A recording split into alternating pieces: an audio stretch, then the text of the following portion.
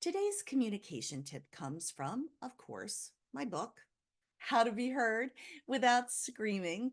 And it's day 13 we're going to focus on today, when technology fails you. Now, technology will fail you, even if you do everything that I suggest in the book, which includes showing up an hour earlier and checking your audio and checking your video and making sure that the temperature's right and the seats are good and all that, blah, blah, blah. But let's talk about Zoom meetings for a moment, or any kind of online meeting. After all this time, after COVID, we all had to pivot to online.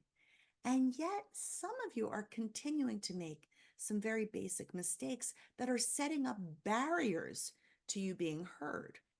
So I'm going to go to page 77 here. After all this time, it was so nice to vent. It was like this was my online therapy.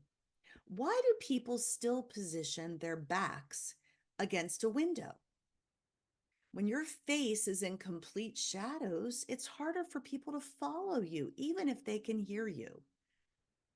How can you not know that you sound like you're underwater?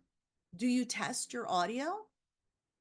A good microphone is a sound investment in being heard.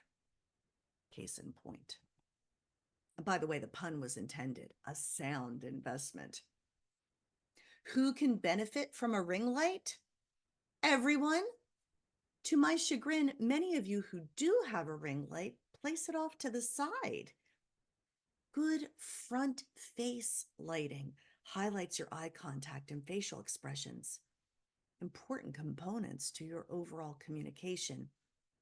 Stayed up late the night before? That little Zoom touch up my appearance can make you look well rested. These are just a few of the tips from my book, How to Be Heard Without Screaming. There's 31 days of exercises that can make you better at getting what's up here out of here, and in a way that people want to listen to. But if you haven't paid attention to your online presence, I would encourage you to do that this week. After all, what you have to say is important. You don't want